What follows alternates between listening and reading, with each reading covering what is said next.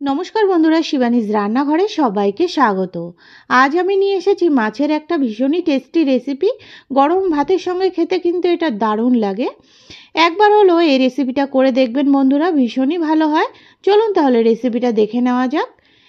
এখানে আমি আমার প্রয়োজন মতন মাছের টুকরো নিয়ে নিয়েছি। এখানে আমি দেখুন মাছের টুকরোগুলোকে এভাবে করে কেটে নিয়েছি। এটা আমি রুই মাছ দিয়ে করছি, আপনারা চাইলে কাতলা মাছ দিয়েও করতে পারেন কিংবা যে কোনো বড় মাছ দিয়েও করতে পারেন এই রেসিপিটা।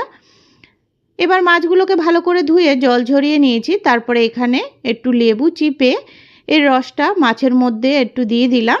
তারপরে দেখুন এখানে 1 চামচ মতন নুন দিয়ে দিচ্ছি, 1 টিস্পুন মতন হলুদ গুঁড়ো দিয়ে দিলাম। তারপরে হাতের সাহায্যে লেবুর রস, নুন, হলুদ ভালো করে মাছগুলোর মধ্যে একটু মিশিয়ে নিয়েছি। দেখুন এভাবে করে মেখে একটা সাইডে রেখে দিলাম মাছটা। আর এইদিকে গ্যাসের ওভেনে একটা কড়াই বসিয়ে দিয়েছি। কড়াইয়ের মধ্যে পরিমাণ মতন আমি সর্ষের তেল দিয়ে দিলাম। তেলটা কিছুক্ষণ পর দেখুন গরম হয়ে এসছে। এবার মাছগুলোকে এভাবে দিয়ে দিচ্ছি। মাছগুলো দিয়ে একটু নাড়াচাড়া করে দিচ্ছি খুন্তির সাহায্যে। দেখুন তারপরে এভাবে একটু এপিট ওপিট করে ভাজা ভাজা করে নেব মাছগুলোকে। আর এই মাছগুলো একটু সাবধানে করতে হবে, যেহেতু একটু ছোট করে কাটা আছে মাছগুলো, তার জন্য ভালো করে এভাবে এপিট ওপিট করে ভেজে নিয়েছি মাছগুলোকে। দেখুন এবার সব ভাজা মাছগুলোকে একটা প্লেটে তুলে নিচ্ছি।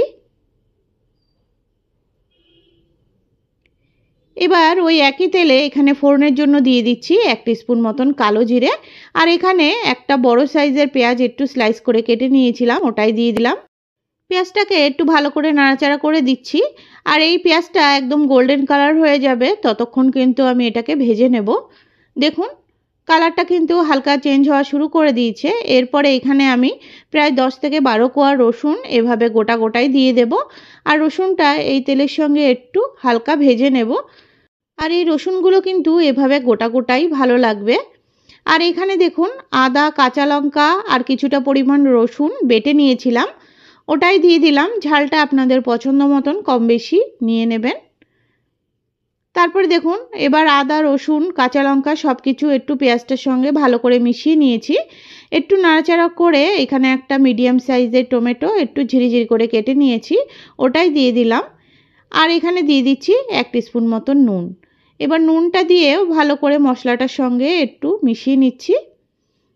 এরপরে সামান্য একটু জল দিয়ে দিলাম। জলটা দিয়ে টমেটোটাও সুন্দর সেদ্ধ হয়ে যাবে, তার জন্যই এখন জলটা ব্যবহার করলাম, না হলে মশলাটা পুড়ে যাওয়ার সম্ভাবনা থাকবে। দেখুন জলটা দিয়েও কিছুক্ষণ একটু নাড়াচাড়া করে নিলাম। তারপরে এখানে 1 টিস্পুন মতন জিরের গুঁড়ো দিয়ে দিলাম।